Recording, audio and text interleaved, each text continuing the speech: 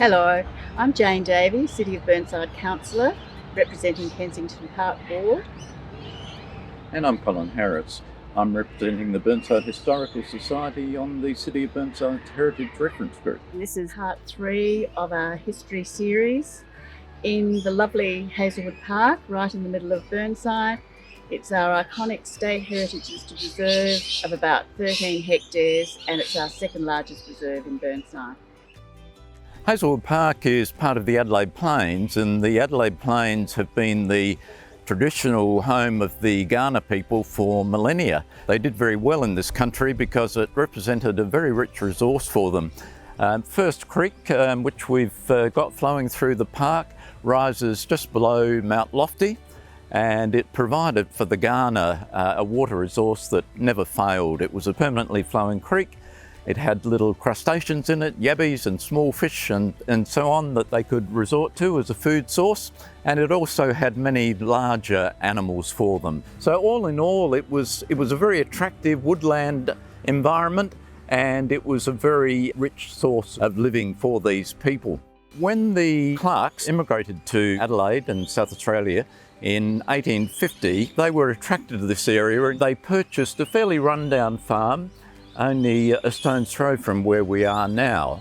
And they called it Hazelwood after a boys' school in their native town of Birmingham back in England.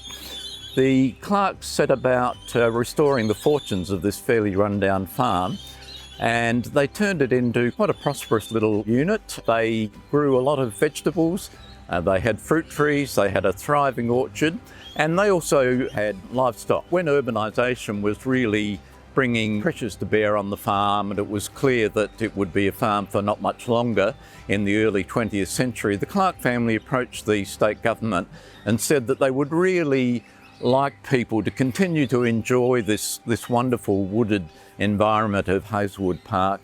And so they offered the land to the government at a very favourable rate, far below what they would have got on the open market, on the condition that the government continued to make it available to the community for things like picnics and just passive relaxation and recreation by people. So in 1911, the deal was signed and the land was sold to the government. It was under the control of the Tourist Bureau from that point on. For many, many decades, it was called a National Pleasure Resort, and the Tourist Bureau administered it. But essentially it continued on its original path of providing a very nice natural setting for all sorts of passive recreational uses, until in 1964 control of it was transferred from the state government to the City of Burnside. Current vegetation includes remnant trees of the woodlands, such as red and blue gums. These are really important for our big bird life, our magpies, our kookaburras, sulphur-crested cockatoos, and a lot of our parrots all really love these. They're necessary for their habitat, for their breeding and feeding, and they also support possums and other wildlife. This site demonstrates our revegetation exercises and investments. Woody weeds once dominated this creek line.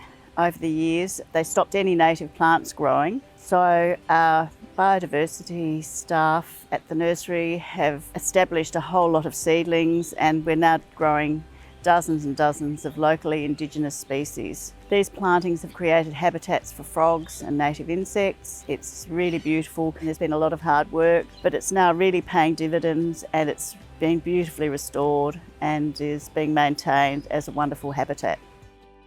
Here we are in the olive grove. This has got lots of very old olive trees, which are believed to be the remnants of Sir Samuel Davenport's olive grove from Beaumont. From 1864, he planted over 14,000 olive trees in the area, particularly around Beaumont House. This remnant little grove is much loved by the local community. It's a remnant of a really interesting time in our history when growing of olives was an early part of the settlement of the colony.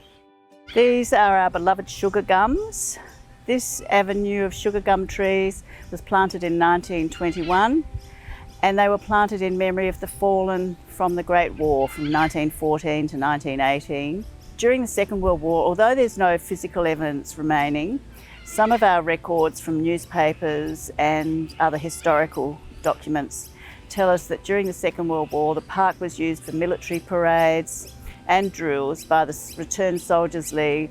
Many residents have memories of trenches in the park, and there are also stories of the site as a staging camps with tents and army equipment for soldiers en route to the Pacific. Hazelwood Park has been enjoyed by the local community for the past 100 years. We've got our wonderful formal facilities here, our swimming centre and Wombat Waterhole play space, which is very popular, but it's also very important for passive recreation. Family picnics and gatherings are very common. It's just a beautiful space in the centre of Adelaide that we're very lucky to have. If you're interested in finding out more about the history of Hazelwood Park, you can visit the local history room at Burnside Library. Join a walking tour of the park during the South Australian History Festival every May, or the Nature Festival held annually in October. Thank you very much for watching this episode of Our History. We look forward to seeing you again next time.